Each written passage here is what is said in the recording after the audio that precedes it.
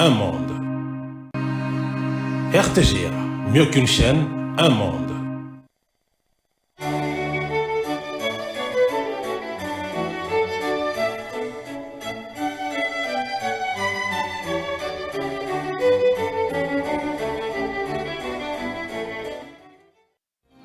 Ce journal vous est offert par Tango Protection.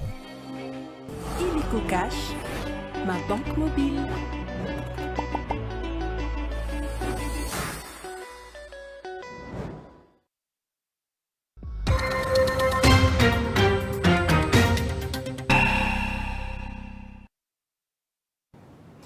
Vous avez bien fait de choisir la RTGA pour vous informer. Mesdames et messieurs, bienvenue à cette grande session d'information dominicale.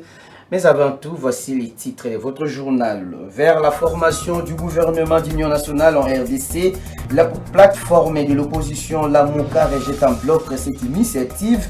Elle épouse plutôt la démarche du tandem ECC-5O comme seule voie de sortie de la crise. Vous écouterez Prince Pengue dans ce journal.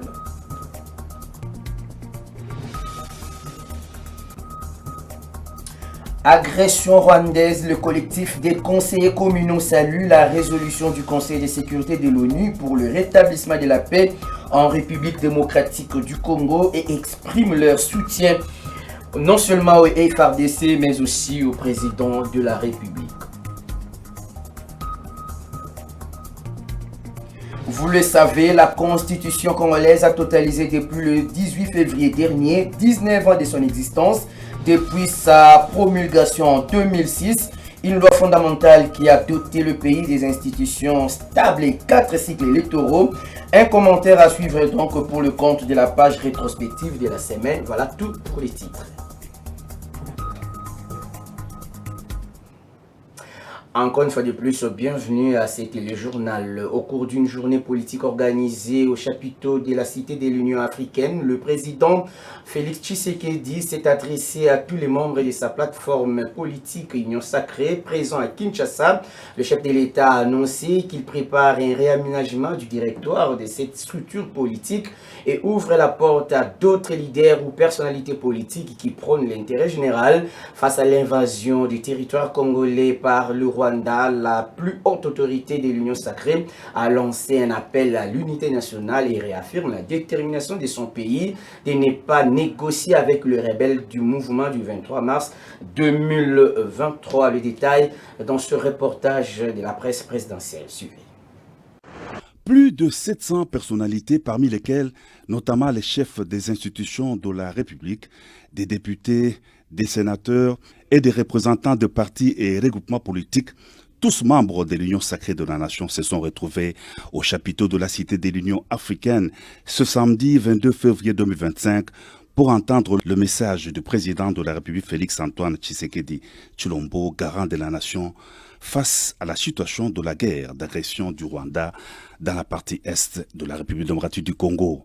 Tout a commencé par la prière et une minute de silence en mémoire de toutes les victimes de la guerre d'agression dans l'est du pays, à laquelle le secrétaire permanent de l'Union sacrée de la nation, André Mbata, a convié l'assistance.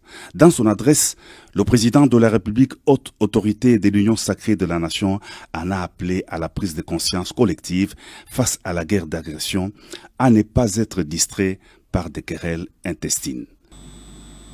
L'ennemi est debout, l'ennemi est actif. L'ennemi, ce n'est pas seulement celui que vous voyez. D'ailleurs, ce que vous voyez n'est que de l'agitation. On a pris quelques esprits faibles de nos compatriotes et on les a placés devant pour donner une illusion de quelque chose. Mais je peux vous dire ici que cette illusion ne restera qu'illusion.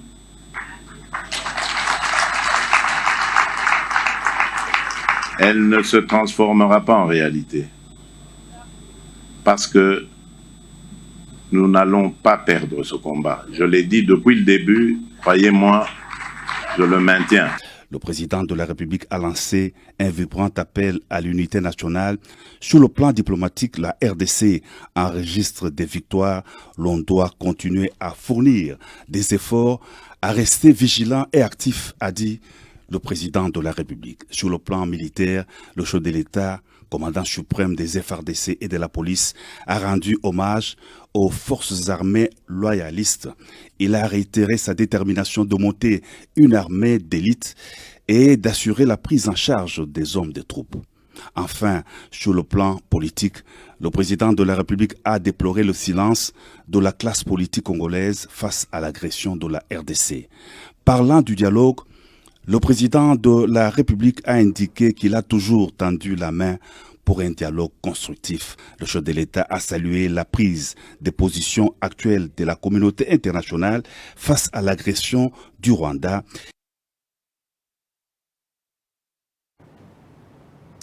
Et comme je l'ai dit à l'entame de cette édition, du côté de l'AMUCA, plateforme politique de l'opposition, l'on rejette en bloc cette formation du gouvernement de l'Union nationale. Prince Pengue, porte-parole de l'AMUCA, estime que seule l'initiative du duo SCC5 reste la voie attitrée pour trouver une paix et la cohésion nationale dans le pays. Il est joint au téléphone par Nana Bwana.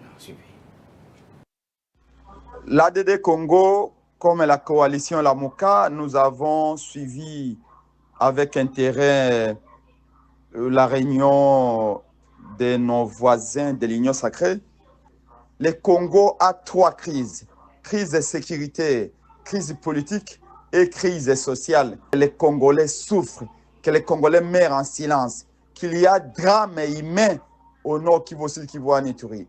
Pourquoi cette crise est arrivée à ce niveau? Qui est le responsable de cette crise? Où est-ce que nous allons? Dialogue ECC-SENCO.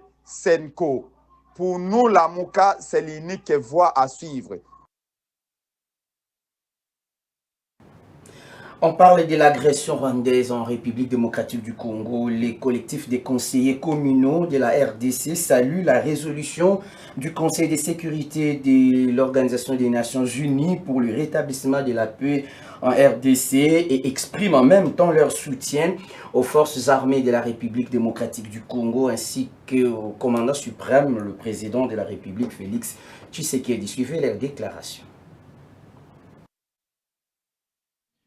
Les collectifs des conseillers communaux de la RDC saluent avec force la résolution 2773 du Conseil de sécurité des Nations Unies, condamnant à l'unanimité pour la première fois les Rwandais, pays agresseur de la RDC, et exige l'arrêt d'hostilité, le retrait immédiat des troupes rwandaises sur les sols congolais, ainsi que le retrait immédiat du M23 des zones sous son contrôle et démanteler les administrations illégitimes mises en place dans ces zones.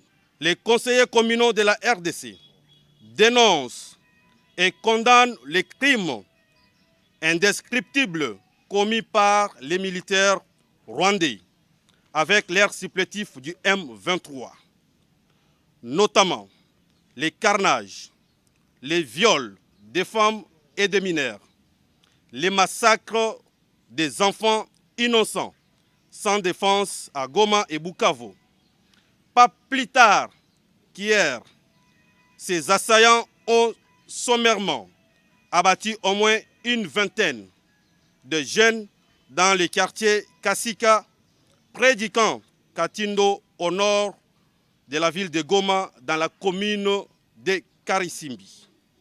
Les conseillers communaux de la RDC réitèrent leur soutien indéfectible au président de la République, commandant suprême de FARDC et de la police nationale congolaise, afin de répondre à l'appel du chef de l'État.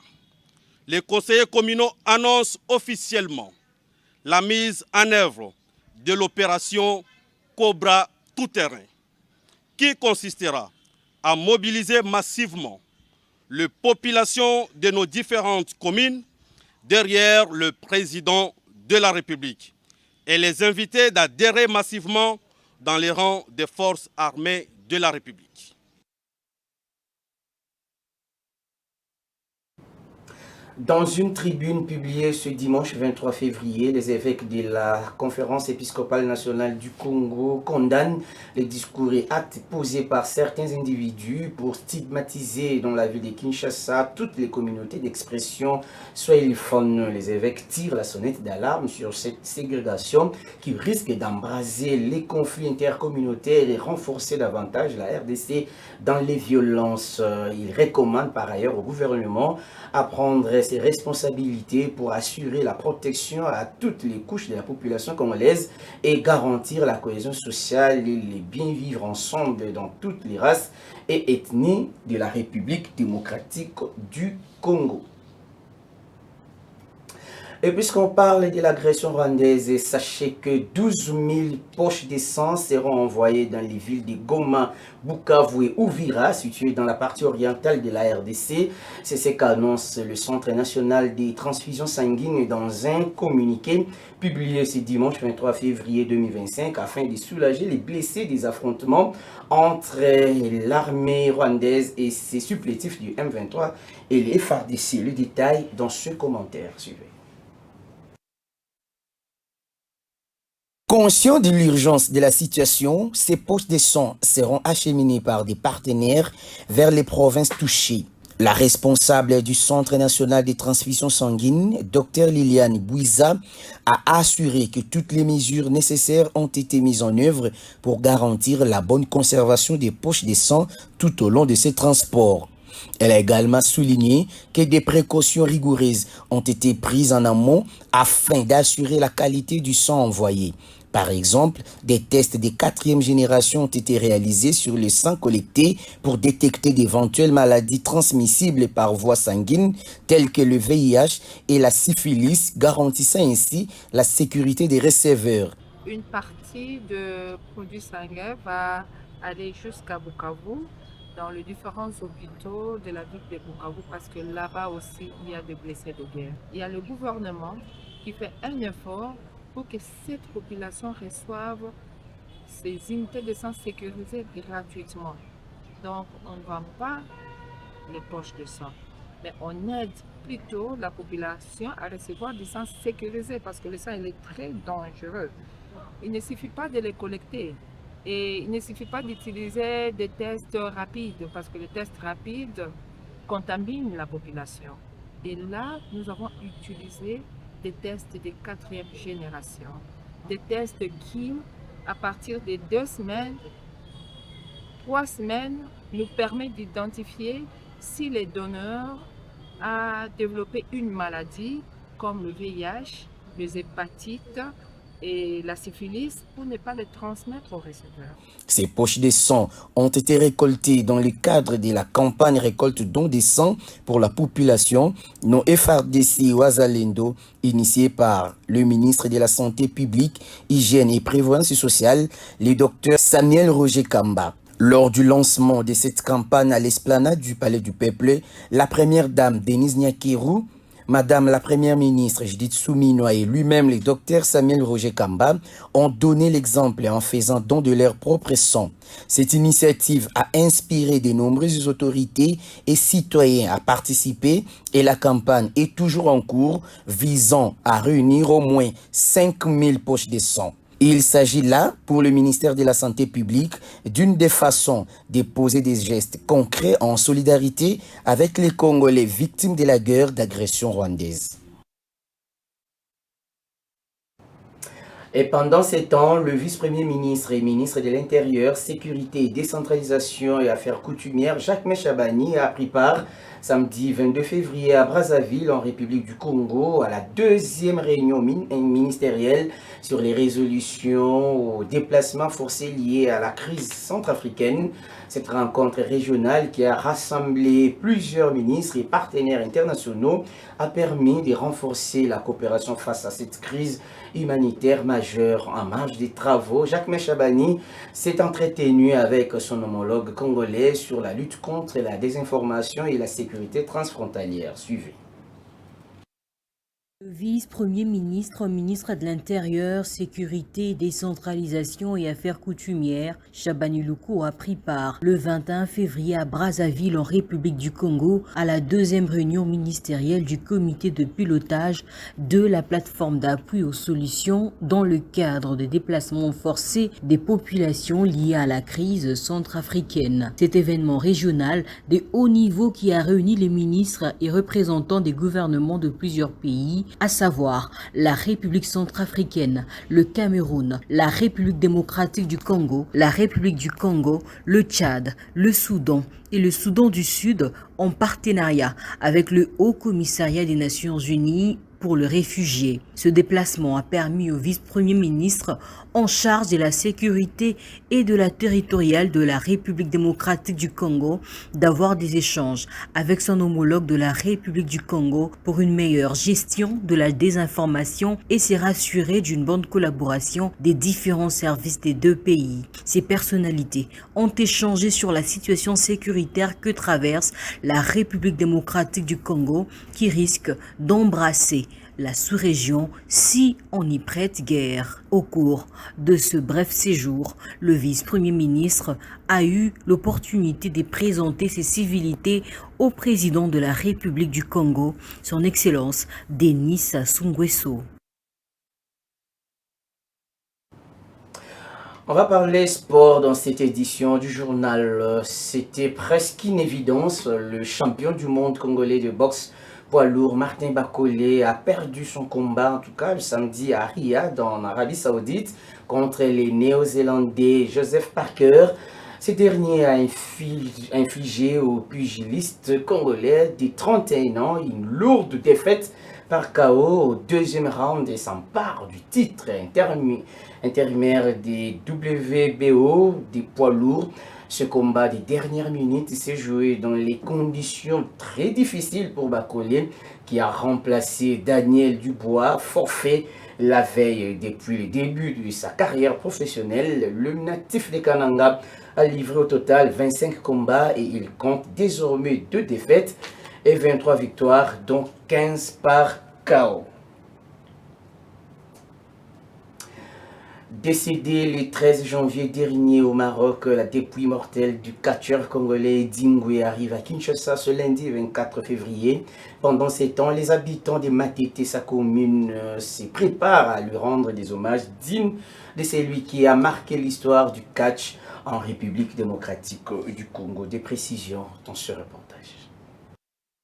Le décor mortuaire est déjà planté au quartier Anunga, dans la commune de Matete, pour rendre les hommages mérités au célèbre catcheur congolais Edingwe Montonangenge. Depuis son décès, chaque soir, les combats de catch sont organisés dans un ring installé dans ces quartiers de Matete devant la résidence familiale de celui qui a marqué son empreinte, les catchs de la RDC depuis les années 70. Une façon pour les autres catcheurs de lui rendre hommage à travers ces combats.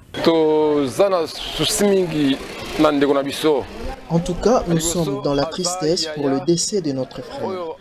Premièrement, il est notre frère aîné, issu du ventre de ma mère. C'est donc lui notre grand frère. Il a réalisé de grandes choses dans la famille et il a honoré notre famille en RDC. C'était un frère soucieux de notre famille et il nous protégeait comme nos mamans ou parents qui protègent leurs enfants. On ne manquait de rien. De son vivant, le catcheur Edingwe a encadré beaucoup de jeunes, tant dans le domaine sportif que sur le plan social. C'est grâce à lui que son neveu est également devenu catcheur au point de remporter quelques titres dans la ville de Kinshasa. Si aujourd'hui je suis ce que je suis, c'est grâce à Edingwe. J'ai été 2 fois champion, voilà mes souvenirs, 2 fois champion dans le district de Moamba. Les fans du catch congolais pleurent la perte de l'une de leurs références dans cette discipline. Pour l'heure, les habitants de son quartier s'organisent pour rendre les hommages mérités à leur idole affectueusement appelé Yaedi. Nous, ici au quartier, nous sommes convenus d'acheter des uniformes pour les porter le jour de l'enterrement. Le jour de l'arrivée du corps, nous serons en t-shirt frappés de son effigie. Il y a des bus à notre disposition, mais nous allons passer la nuit à l'aéroport et c'est ce lundi que nous serons dans la commune des Matete avec la dépouille.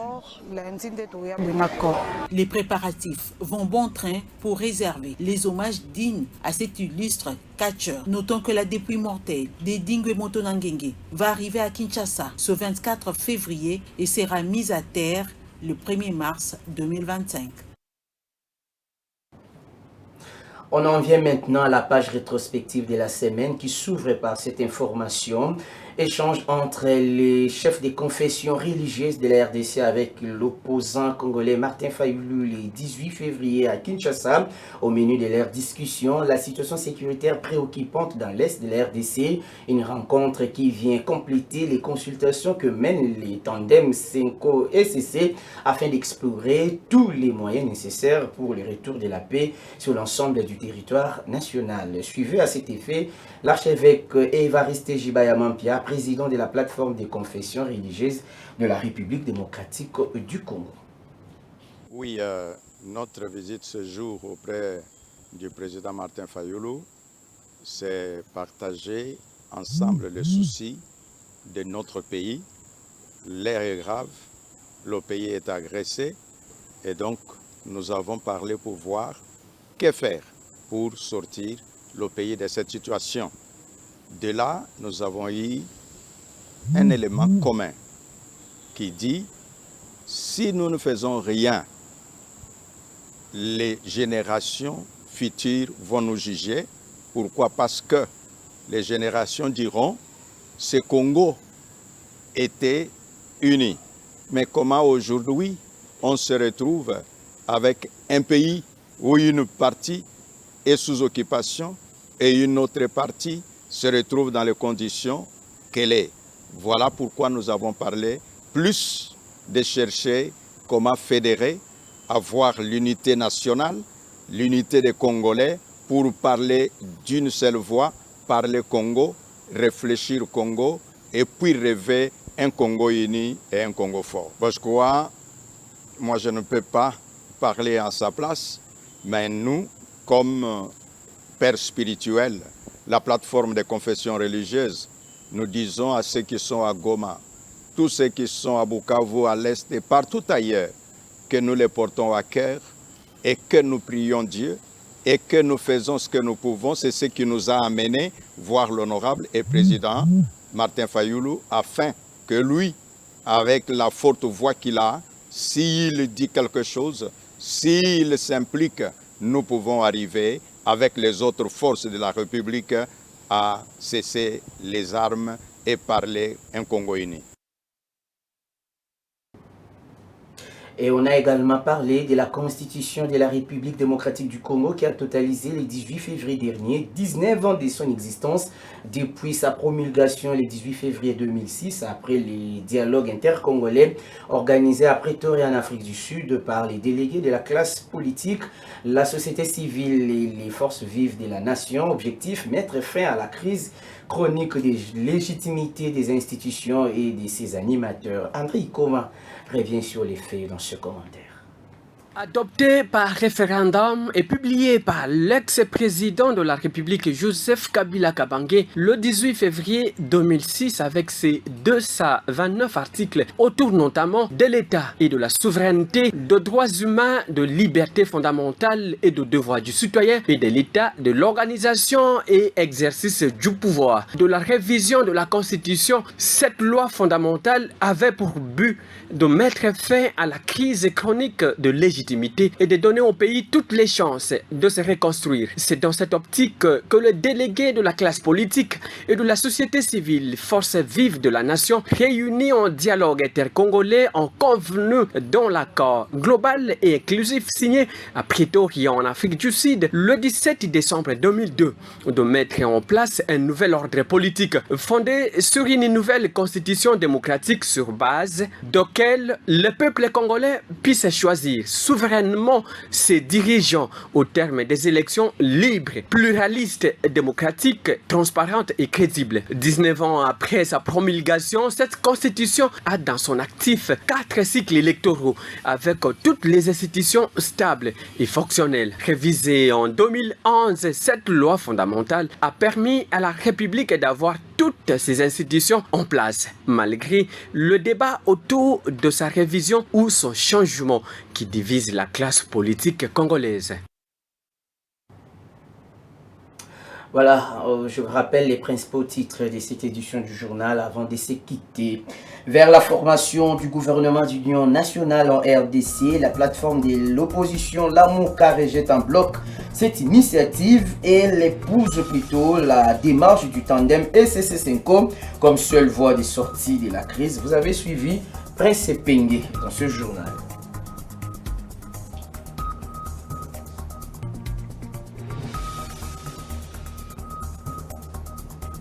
On parle de l'agression rwandaise en RDC. Le collectif des conseillers communaux salue la résolution du Conseil de sécurité de l'ONU pour le rétablissement de la paix au Congo-Kinshasa et exprime en même temps leur soutien au FARDC ainsi qu'au président de la République.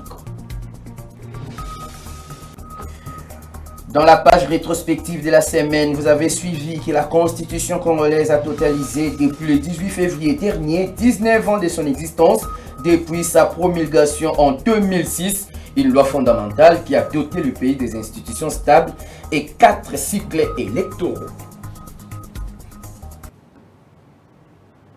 C'est tout pour ce téléjournal. Merci à vous de l'avoir suivi et bonne suite des programmes sur les antennes de la RTGR. Au revoir.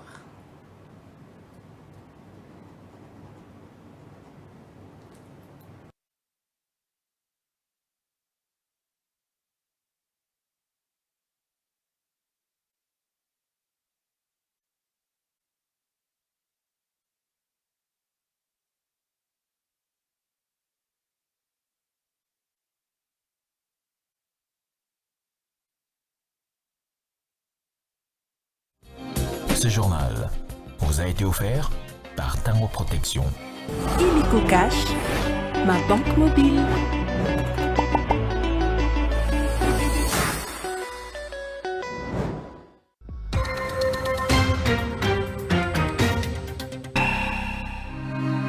RTGA, mieux qu'une chaîne, un monde. RTGA, mieux qu'une chaîne, un monde.